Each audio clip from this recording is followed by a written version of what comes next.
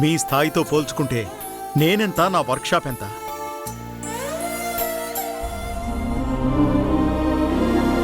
అలా అనకండి మాస్టారు. నేను ఇంట్లో నుంచి బయటికి రావడానికి కారణం ఏంటో మీకు తెలియకపోవచ్చు. కానీ నేను ఒంటరిగా బయటికి వచ్చిన రోజున నన్ను పిలిచి పనిచ్చిన గొప్ప మనిషి మీరు. కష్టకాలంలో నాకు పనిచ్చి ఆదుకున్నారు. ఆ గౌరవం, కృతజ్ఞత ఎప్పటికీ మీ మీద అలాగే ఉంటుంది మాస్టారు. దయచేసి మీరు నన్ను పెద్దింటి మనిషిలా చూడకండి. నాకలా బతకడం కూడా ఇష్టం లేదు మాస్టారు. అందుకే నేనెవరో బయట ప్రపంచానికి తెలియకుండా నా సొంత కాళ్ల మీద నేను నిలబడ్డానికి నేను ఇక్కడ మెకానిక్గా చేరాను మాస్టారు. నేను ఇలా ఉండడానికే ఇష్టపడతాను. మీరు ఎప్పటికీ నాకు ఓనర్ గారే. నేను ఎప్పటికీ మీ దగ్గర పనిచేసే మీకిష్టమైన మెకానిక్ ఆదిత్యనే మాస్టారు. దయచేసి మన రిలేషన్ ఇలాగే ఉండాలి మాస్టారు. మీరు ఎలాంటి పరిస్థితుల్లో నా దగ్గరకు వచ్చారో తెలియదు, కానీ మీరెవరో తెలియక మిమ్మల్ని చాలా అవమానించినట్టు మాట్లాడాను. నన్ను క్షమించండి. మాస్టర్, దయచేసి మీరు నన్ను మీరు అనడం మానేయండి. లేదు, మీరు నన్ను అలాగే పిలుస్తాను అంటే నేను ఈ క్షణం ఈ పని మానేసి వెళ్ళిపోతాను. బాబు, అది కాదు బాబు.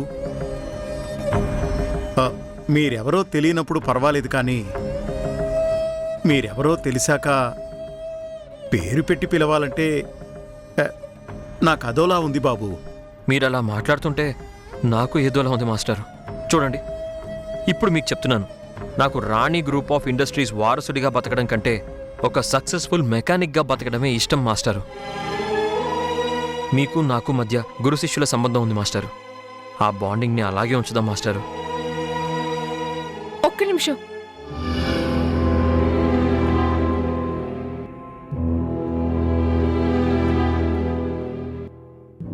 గుడికి వెళ్ళొచ్చాను, ప్రసాదం తీసుకోండి.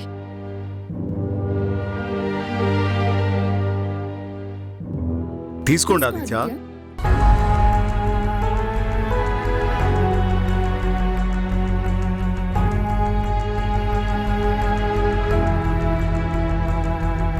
మాస్టర్, నేను ఇప్పుడే వస్తాను మాస్టరు. సరే బాబు.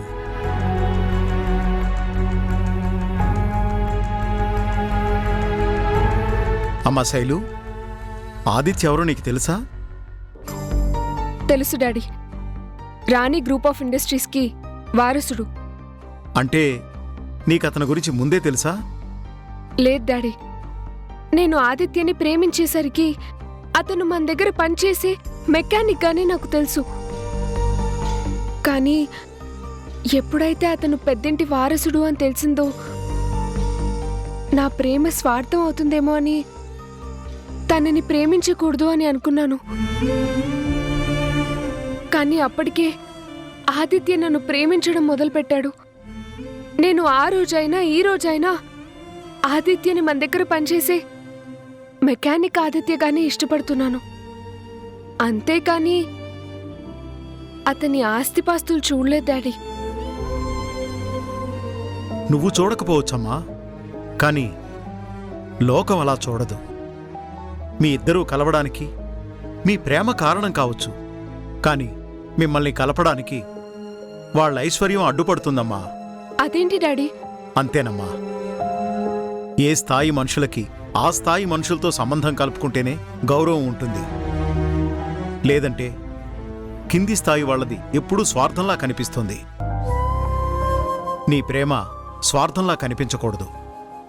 ఎక్కడిదాకో ఎందుకమ్మా? ఆదిత్య మన దగ్గర పనిచేసిన మెకానిక్ అని తెలిసిన తర్వాత నిన్ను ప్రేమించినందుకు నాకు అతని మీద కోపం వచ్చింది. మన స్థాయి మనిషి కాదని మీ ప్రేమను ఒప్పుకోలేదు. ఇప్పుడు అతను మనకంటే గొప్పవాడని తెలిసాక మీ ప్రేమను ఒప్పుకుంటే నేను స్వార్థపరుణవుతానమ్మా. ఇద్దరి మనసులు కలవడానికి ప్రేమ సరిపోతుంది, కానీ ఇద్దరు మనుషులు కలిసి బ్రతకడానికి మాత్రం ఆస్తులు ఐశ్వర్యాలు అవసరమవుతాయి. గుర్తుపెట్టుకోమ్మా.